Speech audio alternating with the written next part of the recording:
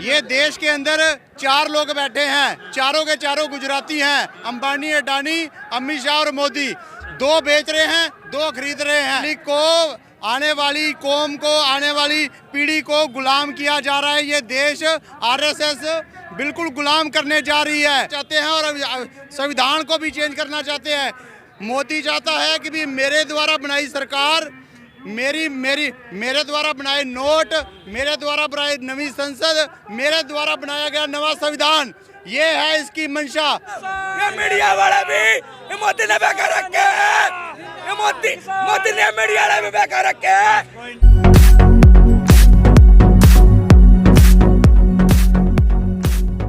ये देश के अंदर चार लोग बैठे हैं, चारों के चारों गुजराती हैं, अंबानी, अडानी, अमित शाह और मोदी। दो बेच रहे हैं, दो खरीद रहे हैं। अगर ये कहते हैं भी कि हमारे फायदे के लिए कानून बनाए हैं किसानों के लिए, तो इसको वापस लेने से क्या नुकसान होगा? हम कहते हैं भी हमारा फायदा ना कर, क्यों वापस ले ले, क्या घाटा हो जाएगा, इसको क्या नुकसान हो जाएगा? हमें तो फायदा होगा, मगर इसको क्या नुकसान होगा? और ये लागू करने से हमें तो घाटा ही घाटा है। इतने बड़े गोडाउन बना दिए अडानी ग्रुप ने, वहाँ पे स्टोर कर दिया है सारा माल, गेहूँ वहाँ पे स्टॉक होगा, सेबों का हाल देखो, हर जगह मतलब कि यही हाल हो रहा है। पब्लिक को, आने वाली कौम को, आने वाली पीढ़ी को गुलाम किया जा रहा है। ये देश आरएसएस बिल्कुल गुलाम करने जा रही है। पीढ़ी को जागना पड़ेगा, कौम को जागना पड़ेगा, सारी कौमों को जागना पड़ेगा। इनका मेन मोटिव ये है कि भी सिर्फ जातिवाद में बांटो, जातिवाद का खेल खेलो, आपस में दंगे कराओ और बीजेपी को लाओ। जहाँ पे भी देख लो, ये जातिवाद का दंगा करवा के ही वो वहाँ पे आए हैं। किसका नाम लिया आपने? हाँ जी, आरएसएस का प्रोपोगेंडा है। आरएसएस ने तो 50 साल, 60-70 साल तो इन्होंने राष्ट्रीय ध्वज भी नहीं लहराया। आज 15 अगस्त को आप झंडा देखे, तिरंगा झंडा नीचे, आरएसएस का झंडा ऊपर। जयपुर, राजस्थान के अंदर जयपुर की हाई कोर्ट में, वहाँ पे हाई कोर्ट के जज ने आरएसएस का झंडा लहराया था। ये तो तिरंगा भी चेंज करना चाहते हैं और संविधान को भी चेंज करना चाहते हैं। मोदी चाहता है कि भी मेरे द्वारा बनाई सरकार, मेरे द्वारा बनाए नोट, मेरे द्वारा बनाई नवी संसद, मेरे द्वारा बनाया गया नवा संविधान, ये है इसकी मंशा। और लोग रोटी से ऊपर उठ ना सके। हमारे बुजुर्ग, हमारा ही मताए आज बॉर्डर पर 9 महीने से ऊपर बैठे हैं। क्यों बैठे हैं? फसल और नस्ल की लड़ाई है। ये 1947 में आज़ादी तो मिली थी, भगत सिंह सही कहता था कि भी हमें कागजों में तो लड़ाई आज़ादी मिली है, वैसे कोई आज़ादी नहीं मिली। ये वो आज़ादी की लड़ाई है। ये काले अंग्रेजों से लड़ाई लड़ेंगे हम, ये किसान लड़ेगा। एक आखिरी सवाल, आपने कहा कि ये जो है मोदी ने इतने सारे आपने सवाल गिनवाए, जिस तरह शुरुआत से ही मोदी सरकार फैसले लेती रही है, चाहे नोटबंदी का हो, जीएसटी का हो, सीए एनआरसी लाया गया हो, आप इतने सारे मुद्दों पर खामोश कैसे थे? जब आप अपने ऊपर आई तब आप बाहर निकल कर आए। ऐसा है, संविधान को खतरा है।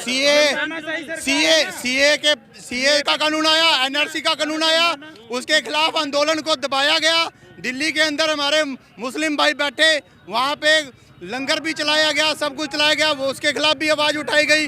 ये लोगों में इतना नहीं पता था कि भी मोदी सरकार को कि भी किसान की कोई जाति नहीं होती, किसान की कोई जाति नहीं। किसान तो सिर्फ अपने खेत में फसल उगाने का काम करता है। जैसे मंडियां ख़त्म की जा रही हैं, जैसे ये कहते हैं ना कानून में काला क्या है, जैसे बीएसएनएल को डुबा दिया गया और जियो को प्रमोट कर दिया गया। प्राइवेटाइजेशन कर रहे हैं, हर चीज़ का प्राइवेटाइजेशन कर रहे हैं, मगर सरकार के पास क्या कैपेबिलिटी नहीं है। कोई कैपेबिलिटी नहीं है कि भी सरकार किस लिए बनाई है। हमें तो फिर सरकार की भी जरूरत नहीं। रेलवे को, मेरा भाइयों और बहनों, मेरा तो बड़ा रिश्ता है कि ये रेल से मैं तो चाय बेचता रहा हूँ। क्या की चाय बेचता रहा है, सारे अडानी अंबानी को दे रहा है, हर एक चीज़ को। ये साबित हो गया, लोगों को पता लग गया, ये 4 गुजराती, ये सारे के सारे गुजराती जो से ये भागे हुए हैं ना, ये सारे के सारे गुजराती हैं, ये बाजीगर हैं। ਸਤਿ ਸ੍ਰੀ ਅਕਾਲ ਦੋਸਤੋ, ਮੈਂ ਫਾਜ਼ਿਲਕਾ ਜ਼ਿਲ੍ਹਾ ਪੰਜਾਬ ਤੋਂ ਆਇਆ। ਬੋਰ ਦਾ ਲਾਸਟ ਸ਼ਹਿਰ ਆ ਪੰਜਾਬ ਦਾ।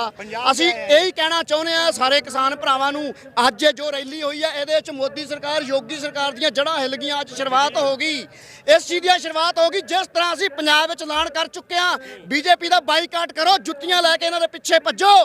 ਕਿਸਾਨ ਭਰਾਵੋ, ਫਿਰ ਗੱਲ ਬਣਨੀ ਜੇ। ਇਹਨਾਂ ਨੂੰ ਘਰਾਂ 'ਚ ਨਾ ਵੜਨ ਦਿਓ। ਬਿਲਕੁਲ ਅਸੀਂ ਪੰਜਾਬ ਵਿੱਚ ਇੱਕ ਵੀ ਇਹਨਾਂ ਨੂੰ ਰੈਲੀ ਨਹੀਂ ਕਰਨ ਦੇਵਾਂਗੇ, ਚਾਹੇ ਸਾਨੂੰ ਜਾਨ ਦੀ ਬਾਜੀ ਲਾਉਣੀ ਪਵੇ। ਸਾਡੇ ਸੰਯੁਕਤ ਮੋਰਚੇ ਰਾਜੇਵਾਲ ਸਾਹਿਬ ਯੂਨੀਅਨ ਤੋਂ ਸਾਰੇ ਸੰਯੁਕਤ ਮੋਰਚੇ ਦੀ ਕਾਲ ਵੀ ਆਈ ਹੈ, ਬੀਜੇਪੀ ਦਾ ਬਾਈਕਾਟ ਕੀਤਾ ਜਾਵੇ। यूपी वाले भरावो, आने वाली विधान सभा में तुसीं इन्हां दा डट के विरोध करो। जागदियां जमीरां वाले इन्हां दा विरोध करनगे। जो मरियां जमीरां आरएस दे दल्ले, योगी सरकार दे दल्ले, मोदी दे दल्ले वो नहीं करनगे। साडे पंजाब विच गरेवाल ते जैनी जो कि इन्हां दा एक बीजेपी दा दल्ला मंत्री रहा पिछले सरकार च, उन्हें हुण कहता कहंदा असीं रैलियां करांगे। आज 3 दिन पहलां रैली होई सी फाजिलका जिले विच, ਉਸ ਨੂੰ ਵਿਆਹ ਤੇ ਕਿ ਗਿਆ ਤੇ ਘਰੋਂ ਕਿਸਾਨਾਂ ਨੇ ਨਿਕਲਣ ਨਹੀਂ ਦਿੱਤਾ। ਕਿਸਾਨ ਭਰਾਵੋ, ਯੂਪੀ ਵਾਲੇ ਭਰਾਵੋ, ਤੁਸੀਂ ਵੀ ਜਾਗ ਜਾਓ, ਬੀਜੇਪੀ ਦਾ ਬਾਈਕਾਟ ਕਰੋ। ਇੰਨਾ ही कहना चाहेंगे। धन्यवाद। कितना फर्क पड़ेगा इस पंचायत? इस पंचायत से भैया या तो बिल वापस हो गए तीनों कर से कान, या सरकार ही वापस हो गया। सरकार वापस 100% श्योर है। सरकार मुजफ्फरनगर से बनी थी, सरकार मुजफ्फरनगर से 2013 में दंगे करवा के और किसान के लिए जड़ भी काट देंगे, रेल भी काट देंगे हम। और सुने कितना होता ये मीडिया वाले भी, ये मोदी ने बेकार रखे हैं। ये मोदी ने मीडिया वाले भी बेकार रखे हैं। हमारे यहाँ तक के हमारे पानी तक की कोई सेवा नहीं है। बात सुने, अगर मीडिया 2 मिनट में बोलना चाहिए। मैं किस वाले के पास नहीं बोल रहा हूँ, सही बात है। अगर निष्पक्ष खबरें दिया है तो 100% श्योर है बीजेपी जा रही है। अब 2024 तक तो भुगतनी पड़ेगी लोकसभा के लिए, और 2022 का चुनाव है, विधानसभा यूपी से जाएगी। ये बात हमारी लिख लियो आप। वो कनाल के साथ असंध शहर है, तरलोक सिंह मेरा नाम है। असंध शहर हरियाणा करनाल से हूँ। और इतनी बड़ी जो माँ पंचायत ये ऐतिहासिक माँ पंचायत है, कभी ज़िंदगी में हुई नहीं, ना आगे होगी। पूरे वर्ल्ड की इतनी बड़ी पंचायत कभी नहीं होगी और ना हुई है। ये एक ऐतिहासिक माँ पंचायत है। इससे हमारे भारत सरकार को सबक सीखना चाहिए कि अगर इतने लोग इस बिल के विरोध में हैं तो फिर इस बिल को रद्द करना ज़रूरी है। अगर अब भी ये सरकार नहीं समझती, वो बोलती है भी कुछ लोग हैं ये खालिस्तानी हैं, ये आतंकवादी हैं, ये माओवादी हैं, या ये पखंडी हैं, ये नकली किसान हैं। अगर भी ये कहेगी तो फिर इसके आँखों में कुछ फ़र्क है, इसके दिमाग में फ़र्क है, इसके कानों में सुनने में और देखने में और सोचने में फ़र्क है इसके। इसलिए इस सरकार, बहरी सरकार को ये मालूम हो जाना चाहिए आज कि यूपी के अंदर अगर इतना किसान इकट्ठा हो सकता है तो बाकी स्टेटों में क्या हाल है। हर स्टेट के अंदर, जैसे पीछे हमारा हरियाणा का संसद चला है, विधानसभा सत्र चला, तो उसमें हमारी हरियाणा सरकार ने मान लिया है कि 40,000 लोगों के ऊपर मुकदमे दर्ज हैं किसानों के ऊपर। अगर 40,000 किसानों के ऊपर मुकदमे दर्ज हैं तो एक दूसरे से हमारा मुख्यमंत्री कह देता है कि मेरे प्रांत का तो कोई किसान है ही नहीं, तो मुकदमे कैसे दर्ज हो गए। अब लाठीचार्ज हुआ है। शायद इतनी बड़ी रैली में ये हरियाणा से पब्लिक ना आती अगर ये कनाल के अंदर लाठीचार्ज हुआ है। उसकी वजह है कि हरियाणा के अंदर लाखों के हिसाब से लोग आए हैं, बहुत ज़्यादा।